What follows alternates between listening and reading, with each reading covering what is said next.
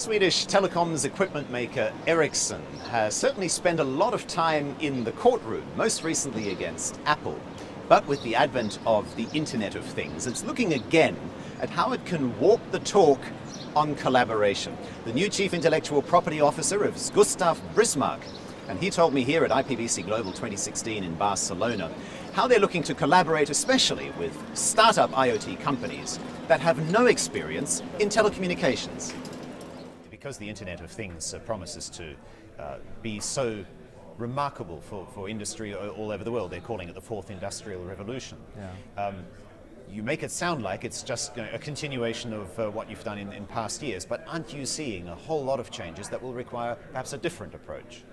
On an industry level, I think it's a huge transformation that's ongoing, and we see that with the wireless connectivity, with the internet access and the cloudification of things, there's a big transformation going on, and this calls for a collaborative approach for all the industries that are being part of this change and this transformation. So I think we have a strong history within telecommunications of having open innovation and collaboration about innovation, and also having an IP framework backing that, so to speak. I think this will only become more broad and can be helpful for making this larger change happen also in a positive way, I hope.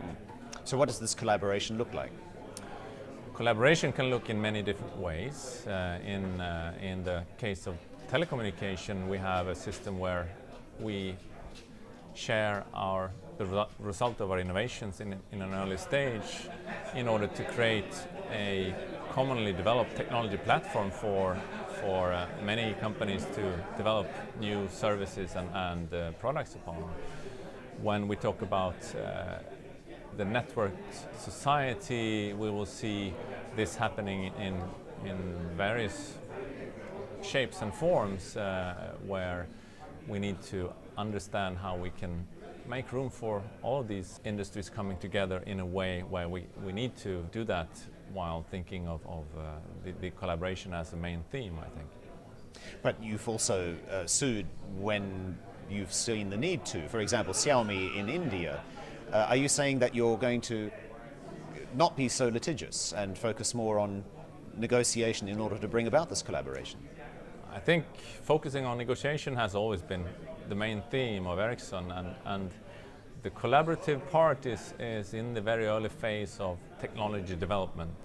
So really what that means is that we have a situation where we create a blueprint standard, a technology which is for everybody to access, but it's not for free. So in order to stay honest to our existing customers, as a last instance, Ericsson sometimes is forced to also litigate in order to make sure that we stay true to our FRAND commitments, which means that we need to treat everybody the same way. So what I'm obviously trying to establish is whether there will be a change in order to bring about this collaboration. Are you going to try new things, push the envelope in certain ways, say things that you hadn't done in the past? Yeah, I think with the start of the Internet of Things, we need to recognize the fact that these are new industries who have no knowledge about telecommunication, and they do need to have an easy access, an easy way in to make sure that our great technology is actually taking off in a quick way there. And I think that is the reason why we've been thinking for some time of establishing a platform for jointly making this technology available, not company by company, but making sure that we make a much more efficient and transparent way of handling this challenge, so that new industries can invest and easily get access to the necessary technology.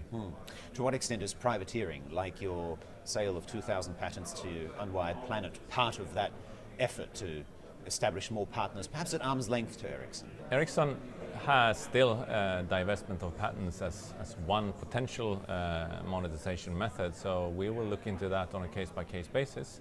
And our main strategy is to do bilateral licensing with our large portfolio of essential patents, and that will continue to be our main focus as we go forward, to create running royalties to the benefit of our company and to the whole ecosystem, because I think there is a great return in all the investments Ericsson do in the continued technology development as well.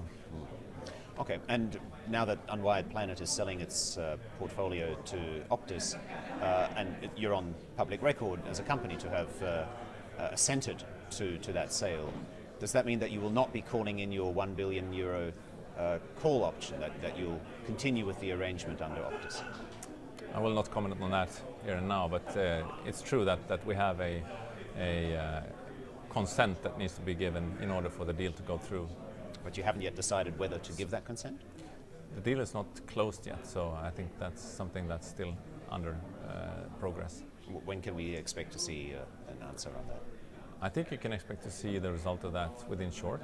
I hope so. A month, 3 months? Yeah, very short time.